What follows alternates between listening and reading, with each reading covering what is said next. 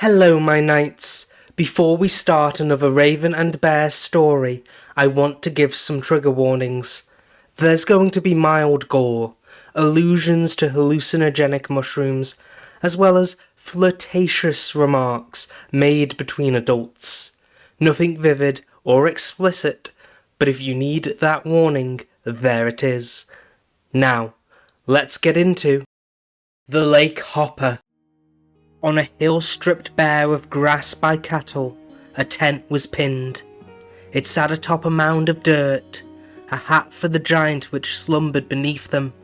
So Atta imagined as she sang and scratched charcoal against paper, each word part of a ballad loaned from Caeran's schoolhouse. Her pace slowed when Sir Corbyn stepped outside their meagre shelter to practice his swordplay. The princess crept after him, studies abandoned.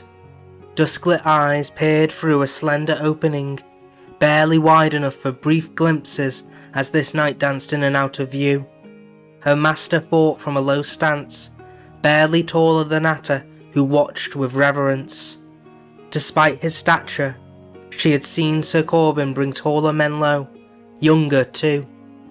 Unlike their first few weeks together, he wore a mail shirt over a gambeson jacket, though the breastplate worn on top of it was a familiar black, those steel rings glinted by firelight. Eventually, Atta slunk back from that parting, then bent her knees sharply to imitate him. In place of his sword, tiny hands held a pencil forward. Rather than glittery armour, this girl was dressed with umber fabrics to mimic a juvenile raven. Atta sprung off the ground in a lunge she struggled to recover from. Each strike with that imaginary weapon was robbed of any might by poor rhythm. Her steps halted before each swing, while Sir Corbyn's motions blended together in fleet blurs. Despite this poor technique, the princess had been so focused, a chill went unnoticed as it crept inside from their tent door. "What are you doing?" Atta sprung higher than a startled doe and skittered in a circle as she landed. Sir Corbyn stood with a foot across this threshold, its fabric draped over his shield. Her chin dropped slightly, gaze lowered so only that male skirt was kept in view. He approached slowly, then knelt so they were eye to eye, twilight and pebble. When she failed to answer him, this old man's icy glower thawed. A concerned glare took its place before his ungloved hand cupped her cheek. Sir Corbyn only repeated that question once Atta's shoulders dropped in a comfortable sigh. Though hesitant, she eventually stepped back and crouched to mimic those stances he had taken. The knight responded with a soft chuckle as slender arms pulled his ward into a cutch. After they pulled back from one another, Sir Corbyn held out that sheathed sword to her. Though lighter than expected, she found its balance of weight awkward. He wielded this cleaver as an extension of himself, nimbler than a breeze. Atta felt heavy by comparison, unable to keep its tip still. They sat down together, faces dimly lit by a lantern hung above them. When Sir Corbyn eventually spoke, his voice was stern. "I've been clear. It's too early for you to practice swordplay. You can learn the basics, observe, but literacy takes priority."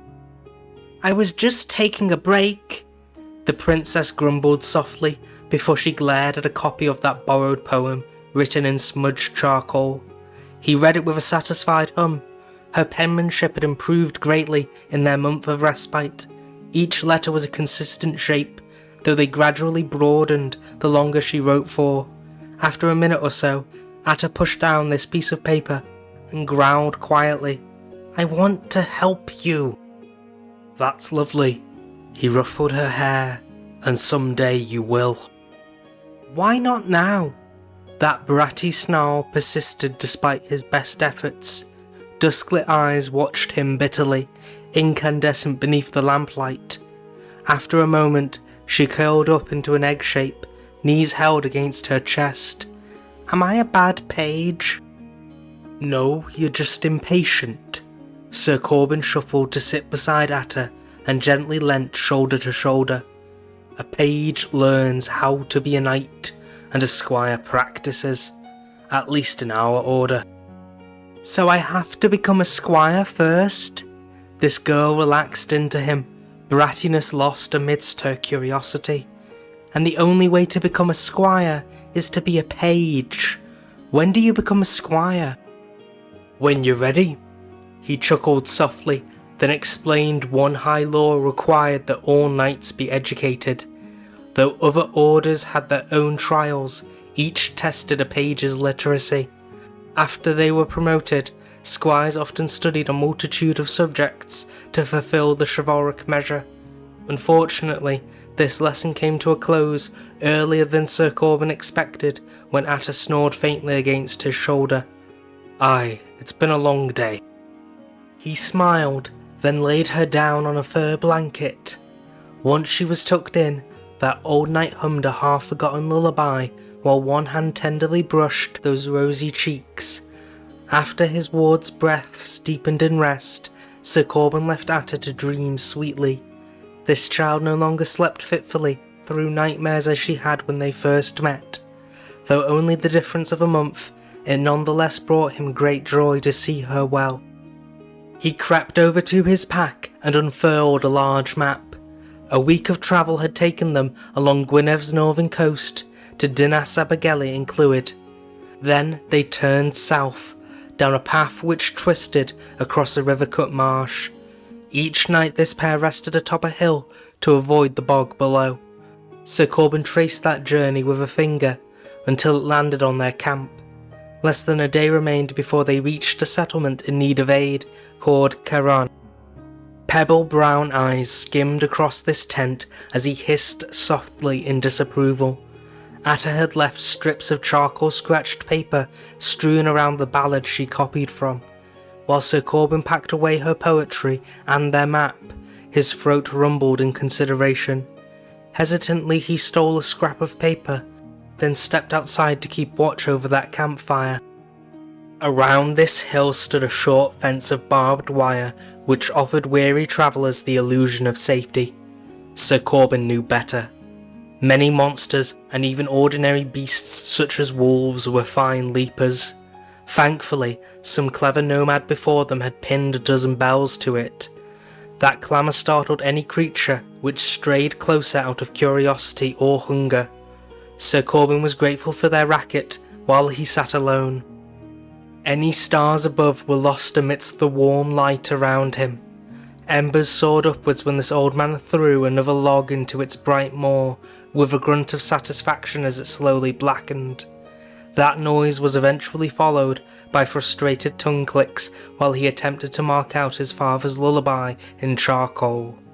Sir Corbyn sat beside this harp for hours, those lyrics muffled by the decades since they were last heard. A chill crept over him as that fire slowly starved. Warmth escaped in a mournful sigh before his wrinkled gaze turned skyward. He squinted through remnant glow until constellations were called from the darkness above. Soon after, cinders which had struggled under ash smouldered into charcoal. Held by bitter cold, this man crumpled his parchment within a fist and invoked a ghost who took pitch form behind a pillar of smoke. I don't know what to do, Dad, Sir Corbyn admitted as a scarred thumb ran across that stolen paper. When no reply came, he continued to speak into the night. I'm so proud of Atta for wanting to help me. I just don't know what to do with it. You were stubborn about helping me, this ghost replied in his imagination, voice rougher than a stormy sea. It was cold, a facsimile without any warmth of a parent who spoke to their child. A shiver crept over him when that spectre asked a question he had provided. When you stomped onto my boat and I let you make nets for us, did that help me or you? Son, I was awful at it. Those pebble-brown eyes widened in a simper not shared by his lips. Sir Corbyn folded up this unfinished lullaby, then kicked a little dirt over the hearth to drown its smoke as he whispered, I need to help her grow. Thanks, Dad. Their tent was a great deal warmer and that sudden change made him shiver. Atta bolted upright, awoken by his chainmail which rattled loudly. Though her eyelids were so heavy, they barely parted. The moment Sir Corbyn spoke, she fell back onto a narrow pillow to dream once more. This old knight barely restrained a chuckle, then quietly doffed his armour. He lay down no more than a foot from Atta, who snored softly into that pillow. Although those hazel eyes were blinded by the gloom, Sir Corbyn's gaze turned toward this child with a pensive sigh. Physically, she outpaced older pages and even some squires of their order. Despite her hurdles, in only a month, Atta was able to read simple sentences or recognise familiar place names. The princess had hardly struggled since they met. Sir Corbyn closed his eyes to doze until dawn, that short sword held across him, gripped by its scabbard. He pulled a leg up, knee bent just enough to kick with. There this old man lay, between Atta and their tent door, a shield from the chill which crept under it.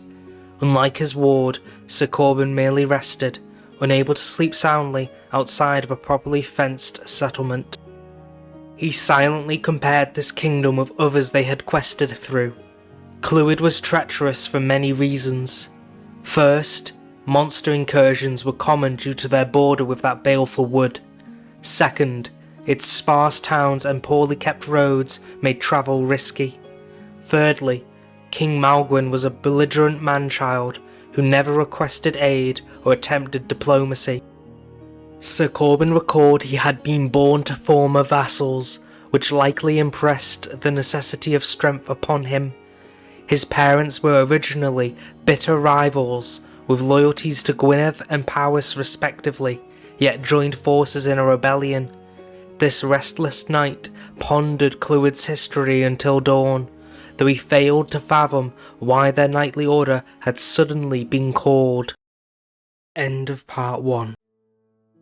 Rain fell so heavily both knight and page were nearly blinded.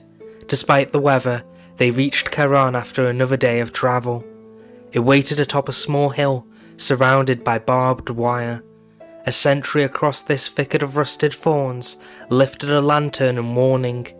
Sir Corbyn threw that cloak forward to display his order's heraldry, then introduced himself. In response, the guard hurried to drop a thick plank over a moat of razors. Atta briefly adopted a vulpine posture before she sprung across it with a single bound.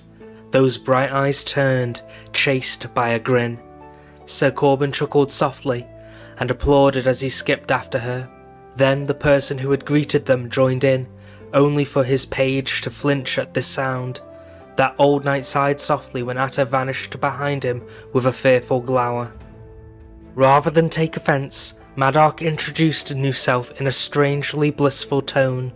New wore a vividly yellow hat which reminded Sir Corbyn of a mushroom cap. Almost 2 feet from its centre, strings decorated by quartz beads were hung from the edge. Beneath that elaborate headgear, its outfit appeared far plainer. A chiffon robe, cut off above rubber boots, with a chalk-hued sash wrapped around Madog's waist. This old knight frowned. New was definitely dressed like a toadstool. Led by a lantern hung upon an oaken staff, they climbed that hill toward Caeran. Sir Corbyn faltered when he realised no flame flickered between those panes of glass. Stranger still, it glowed with an uncanny teal hue rather than a warm ochre or scarlet. Atta rushed after them, a dozen steps behind. 2 clasps on that umber gambeson had been unbuttoned, in spite of this torrent which threatened to wash her away. Overhead, a patchwork umbrella stretched several yards past the town wall, supported by slender scaffolding. Metal caravans were welded together in a ring around Caeran. That colourful cap and pale stalk once again reminded Sir Corbyn of a fungus. This old man sighed in resignation, then nudged Atta in front of him before they followed Madog through a slender door. Narrow steps descended into a basin filled with layers of caravans. Around them, a maze of stairs connected each level, which their guide explained had been divided by use. Furthest underground were workspaces for farmers to deliver crops and a doctor's surgery. Beneath the grass was a communal area where people traded, made merry, or held meetings. It also had an inn. Finally, residents occupied any caravans visible from outside. Sir Corbyn held his ward back briefly. "I won't be mad."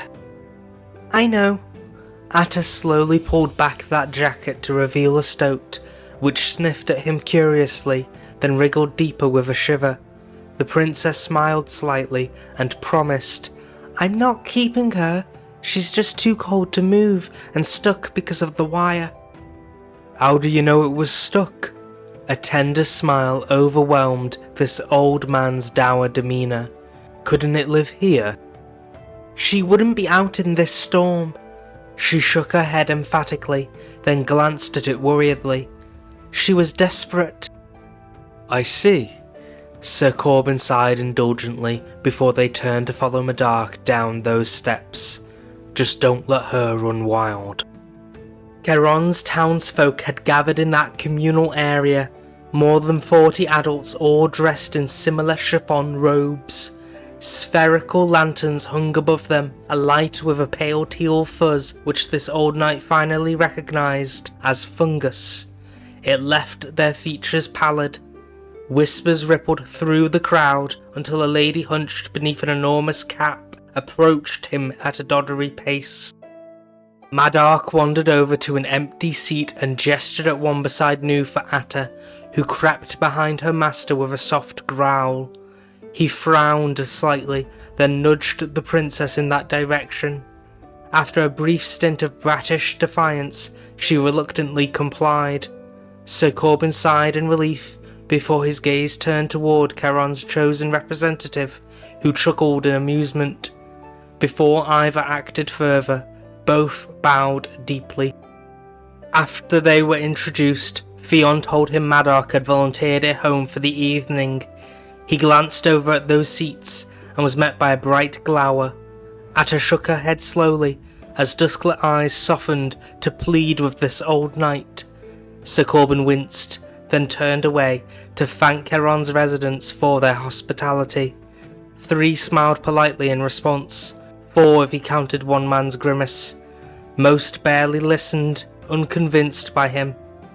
Fionn chuckled merrily when his ward jumped back from Madark and wished them luck.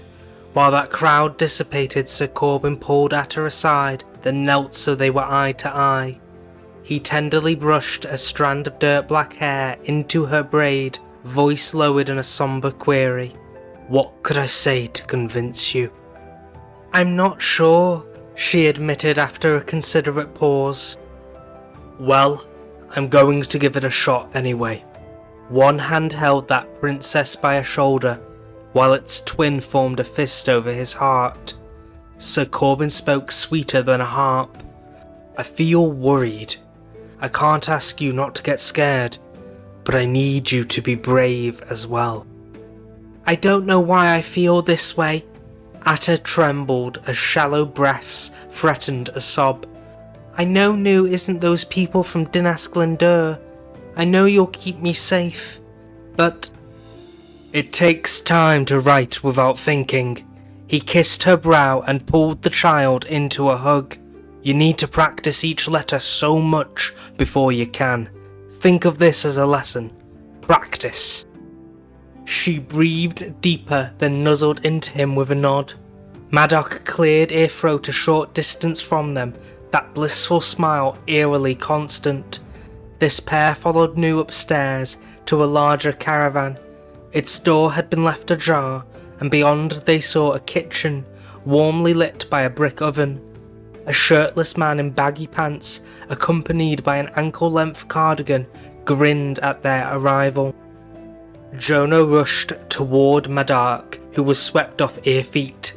The two spun together, overcome by gleeful giggles before this young man recalled they had company. Sir Corbyn chuckled at that affectionate display, which caused both hosts to blush. When those pebble-brown eyes glanced at a pair of scars across Jonah's chest, The old knight smiled in recognition. He removed his glove and offered a bare hand in formal greeting. After their bags had been deposited in a narrow guest room furnished by slender cots, a stocky woman named Trisha arrived. Rather than be introduced, Atta timidly hid behind her master's cloak yet again. This trio shared a look of concern until Sir Corbyn crouched beside his page. The princess glanced up, lips thinned by a regretful frown when that old man chuckled. "I know you have questions for me. Why don't you ask them?" "You aren't dressed like Madark?" Atta eventually asked while she held her gambeson closed. "Also, there's a stoat in my coat. Is that okay? I just want to let her go outside of the wire." "A what?" Jonah muttered. Is that alright with you two?" "I'm sure it'll be fine, dear," Trisha replied in a husky whisper. "I knew about it already," Madark giggled as Nu removed ear cap to reveal short black hair. "She's got it handled." "Well, only residents dress that way." This young man quickly pivoted topics with a nod at his partner. He explained they once lived in the kingdom of Bracaniog but were chased out by a preacher. After a tired sigh, Jonah concluded, "We live here with Madark now, but we aren't from Caeran. It's not our tradition." "Why do you dress like that?" Atta slowly emerged from behind Sir Corbyn's cloak as a pie was pulled from their oven. Enticed by this scent, that stoat in her coat revealed its snout in a curious sniff. She climbed up into a seat beside Madark, who explained Eartown's strange attire while food was served. Sir Corbyn sat beside his ward to listen for himself. Nu told them the rain and monster incursions made crops or livestock difficult to farm. Instead, Caeran grew various mushrooms. At this point, Madark fell into a tangent about their many uses. After Sir Corbyn politely cleared his throat, Nu returned to the topic of ear clothing with a cheerful giggle. Atta listened closely as she blindly lifted a forkful into her mouth. That greedy stoat poked its head out, eager to steal some. Madark offered a spoonful of rabbit meat, which this slender creature pounced on while Nu spoke. Wide-brimmed hats kept farmers dry in clouds near constant downpour, and pale robes made them easier to see. Eventually, it became tradition for residents to let children decorate their caps. They used a lot of bright colours. Madark sighed happily as her fingers brushed the stoat's fur. Inevitably, we began to look like mushrooms, and it was funny, so people leaned into it. "About the farm," Sir Corbyn interjected before a shrewd gaze swept over this trio across from him. "I was told a lake hopper had attacked Caeran. Why hasn't it hopped along?" "Should it?" Trisha slowly curled auburn hair around a finger. He remained silent while Atta answered. "They mark territory, but often forget it's their scent and move to fresh lakes." "Oh, it's being quite persistent." Jonah blinked in confusion. Madark cleared her throat. "Theon thinks it ate some of the mushrooms we grow, because it approaches every day." "I assume they are recreational." Sir Corbyn pinched his nose and sighed when Nu nodded. "So its behaviours will have changed. That makes it difficult to strategize around." "Its biology will be the same though." The princess lifted that stoat out of her gambeson jacket. "If she was too cold to move, then the lake hopper might struggle as well." "Well reasoned, princess." This old knight affectionately ruffled at his dirt black hair before he yawned. "If that's true, we should sleep. It will be better to strike before the sun rises." "Sorry your room is so small." Each host spoke in turn as they all faced him with flirtatious smirks. "If your page wants more space, you are welcome to share our bed." We have room." "That is most kind of you," Sir Corbyn chuckled, a hand raised to politely decline that offer. His ward's eyes were aglow with mistrust. Meanwhile, the stoat turned toward this trio, its fangs bared in solidarity. She followed slower than expected when he attempted to retire, lips pressed into a thin frown. After a week of travel, Atta immediately fell asleep as that tiny beast curled up beside her. Sir Corbyn lay with one arm under his head until those sharp breaths grew heavy in rest. A faint warmth had risen behind this old man's cheeks at the invitation which failed to dim. Thankfully, a moss lantern on their bedside table kept it hidden beneath a teal glow. Sir Corbyn thoughtfully prodded a wrinkle beside one eye, then ran a hand through recently greyed hair. Even a year ago, it had clung to some ruddiness. When his ward started to snore, he smiled tenderly and draped a second blanket over her. A gentle kiss was pressed against Atta's brow, soft enough she failed to wake. Then this night crept outside, stealthy as a silver fox. End of part 2. Before the dawn brightened their horizon, Sir Corbyn readied himself for battle. He knelt with both eyes closed and breathed so slowly Atta thought her master had slept in that pose. She inspected each piece of his armour for damage. When none was found, this child hesitated for a moment, then checked them all again. The old knight brought down a hand to ruffle Atta's dirt black hair before she did it a third time. Neither spoke. Instead, he sat down beside her and pulled that girl into a gentle embrace. Tiny arms enveloped his wiry frame, already strong enough to crush the breath from him. Those cold eyes fell slightly, met by a warmer glower as Atta glared up at Sir Corbyn. Not out of anger, though it was certainly present. No, she glared in a bratty fashion he had slowly become endeared to since they met.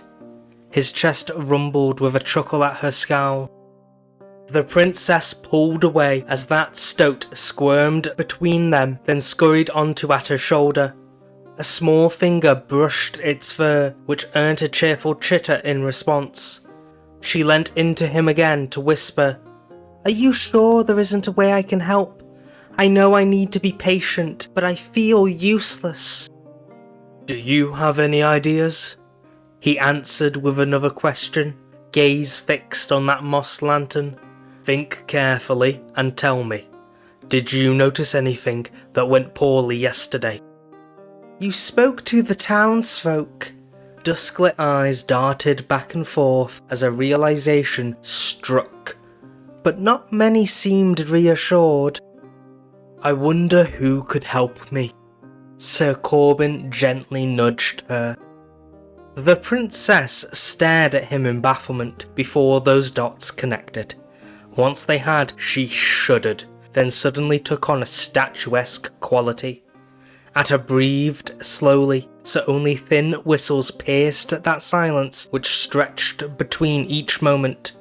He leant against a wall while his ward pondered what to say, glad of this solution, although it was some time until she spoke. Her voice cracked slightly. "I'm not ready to do it." "Remember, we talked about practice." Sir Corbyn rested a hand on the girl's back. "You don't need to succeed. Even just proving you've got the courage to speak is enough." "Sir Corbyn, it's not that."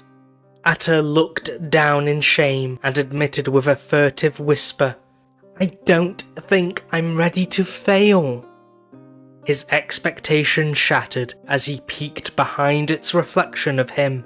She quickly pulled away to move across that narrow valley between each bed toward her own. Sir Corbyn sat up straight, jaw clenched in frustration. When this old knight failed to speak, Atta curled up into a ball and apologised. Before he replied, footsteps outside the room drew their attention. A faint knock preceded Maddark's voice, which rang out melodically to inform them breakfast awaited. Neither replied. So Nu tapped again, then stepped inside with an apology. Her outfit had not changed since yesterday, though no cap was worn yet. Atta hid her face as that stoat bared its teeth protectively. Sir Corbyn sighed and rubbed his eyes in fatigue. Maddark nodded slowly, apparently fully informed of this situation. Nu knelt between those beds. You had a misunderstanding, and Atta feels guilty, while Sir Corbyn feels frustrated at himself. Yes, the knight wondered whether he had suffered a lapse in memory. When Atta glanced at their host in a shared confusion, Sir Corbyn asked directly, "Did you hear us earlier?" "No, but I enjoy studying people," Maddark replied with that same blissful smile as always. "It's how I noticed your friend, and how I know you two are just mad at yourselves, not each other." "Friend?" His eyes chased her gaze, which was set upon the stoat, who continued to snarl. "Ah, well that's right, Atta. I'm not upset with you. I made a mistake, and I'm sorry." "Me too. I want to make a speech." She dropped her knees and breathed a little softer. "I just don't feel safe to mess it up." "Whatever cost success requires," their host almost sang as Nu reached out with a finger. "Failure will demand double." That wild beast was suddenly docile as Atta smiled faintly. Rather than bite, it happily leant into the scritches Maddark offered. Meanwhile, Sir Corbyn brought down a hand on his ward's head to ruffle her unwoven hair affectionately. Their host sighed in relief at this display, then excused himself so they were free to prepare themselves for breakfast. Before the knight donned armour, he carefully rebraided Atta's dirt-black waves into a waterfall. Once dressed in her gambeson, she fetched some food while Sir Corbyn prepared in solitude. A chainmail gown covered that padded robe which hung about his ankles, bound to him by a thick belt. Then he gathered up those pieces of plate and strapped them into place. Sir Corbyn carried a Gaulish shield adorned by long pins at either point, both weapons sheathed. This old knight breathed deeply as Ica bled into the horizon, then headed outside to face that monster. Atta followed, a helmet crowned with a ring of small antlers held against her hip. Caeran's residents crowded in front of a short tunnel. They watched patiently as he knelt for his page to place a final piece of armour on him. This old knight rose and roared proudly.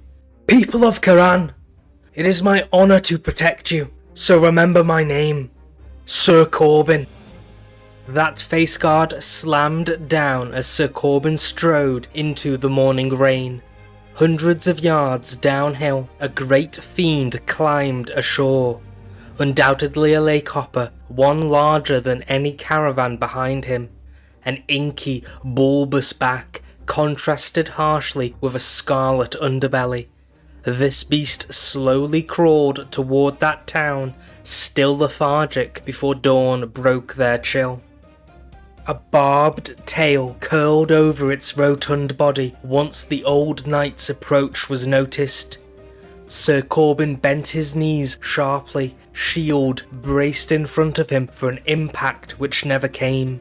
He glanced past this tightly woven net, hidden behind a thin field of fir wood. Eyes larger than a fist drifted in opposite directions before its slender pupils widened, distracted from their battle. A low growl escaped Sir Corbyn's throat. Its horribly long stinger was still trained on this knight, a strike readied even as the lake-hopper forgot about him. Those mushrooms demanded a change in plan, so he reluctantly drew that shotgun sheathed across a hip. Then one hand quietly fumbled through a pouch before an opaque vial met this old man's lips with a grimace. After his shield was staked down, a nervous gasp quietly rattled behind that face guard. He took aim, hands steadied by disciplined breath. A cloud of buckshot thundered downhill toward the laycopper, which instinctively struck back. Sir Corbyn threw himself aside so its barb only raked across a patch of chainmail and barely grazed his arm underneath. Those bulged eyeballs narrowed onto this knight with a hateful focus before he lifted the shield in preparation for a second attack. A loud crack slammed against Sir Corbyn's eardrum, chased by splinters as wood shattered toward it. That monster had hit harder than a ballista and nearly knocked him down, yet when its slender tail withdrew with a snap of dried lumber, he hardly reacted. The shotgun was cast aside before Sir Corbyn braced himself yet again, breath held in anticipation. A vile spear broke through once more, but slid off his helm in a blow fainter than rain. A single step turned this shield to trap the laycopper. While that beast grumbled in complaint and pulled back weakly, Sir Corbyn drove down one pin with a mighty yell. Then he slammed a foot against his snare, sword drawn skyward where it was set aflame by this sunrise beside them. In a flash of steel, the tail had been severed. Mist sprung from that knight's armour and settled over Clwyd's marshland as a new day brought sudden warmth in tow. However, before Sir Corbyn found any respite in it, a throaty bellow swiftly reclaimed his attention. The laycopper sprung at him with an unexpected vigour. He was only saved by this bog beneath them, which that bulbous monster struggled to find purchase on. In a blur, Sir Corbyn rolled onto one knee a short distance from his Anoran foe. The beast ignored him and leapt again, further than before as it kicked down on a stony stretch of hill. Cold brown eyes darted along that path toward Caeran, where an ample supply of mushrooms had been hidden. He desperately glanced about for his shotgun, which hid beneath a blanket of morning mist. When the laycopper readied itself once more, Sir Corbyn abandoned this firearm to give chase. That old knight felt himself spin mid-step. One arm felt as though nettles caressed his nerves directly, injured in their clash. Yet he sprinted onward, sword in hand. After a seventh hop, the beast landed near this opened tunnel to Caeran's undercroft. It bellowed victoriously, then squatted down for a final jump. Inside that cavern, Atta roared, bear-like, as she urged everyone to remain calm and climb away from danger. Sir Corbyn hiked up the laycopper's rear, nimbler than a fox. Pointed cleats on each boot elicited a low grumble when dug into its oily back, which became a bellow of pain as those spikes were torn free. Finally, this knight sprung over that sunrise and landed upon his foe's neck in a downward thrust. The monster gurgled faintly, then fell dead, a sword buried hilt deep within it. Sir Corbyn soon collapsed as anti-venom violently defended him. Thankfully, Caeran's doctor was prepared to treat that bitter wound with great care. After a few hours, this old man felt well enough for a meagre meal. By nightfall, he had mostly recovered. Atta stayed by his side all day, fiercely protective, though she allowed their hosts a brief visit unimpeded. Trisha brought some blankets and pillows, along with leftover pie from the previous evening. Hesitantly, the knight allowed himself to be fed in small bites, while Jonah timidly offered snippets of verse he had written. Sir Corbyn smiled kindly as he read through each in silence, then handed them down to Atta and applauded wordlessly. Trisha affectionately mocked her partner, who turned a fierce scarlet at that gesture. Unlike her companions, Madark knelt beside the princess, who looked up from Jonah's lyrics in confusion. Their host held out a small lantern filled with moss. Behind its glass, this strange fuzz glowed a dull gold to match those dusklit eyes. After some babble of its maintenance, Atta asked why Nu had given her this. Madark smiled tenderly in response, then whispered, "For earlier, you were very brave, just like your dad." Neither corrected their host, though both blushed brighter than Jonah when Sir Corbyn was called the girl's father. Soon after, Caeran's doctor banished all except Atta and her small friend, who slept beside this night as his sentries. Fionn awoke them late to deliver that reward, for their quest had ended. So they departed for Caeran without tearful goodbyes or fond farewells. None even from the stoat, though it looked back once. The end. Shmai Pawb, Bramble here. I hope you all enjoyed this story. It was actually a prompt from someone I know who suggested Mushroom Town faces antifungal problems. However, the monster of this story is based on Llanigan y Dŵr, which first appeared in Welsh folklore in the 1700s. If you had fun, be sure to like, leave some comments and share it with your friends. Diolch am wrando.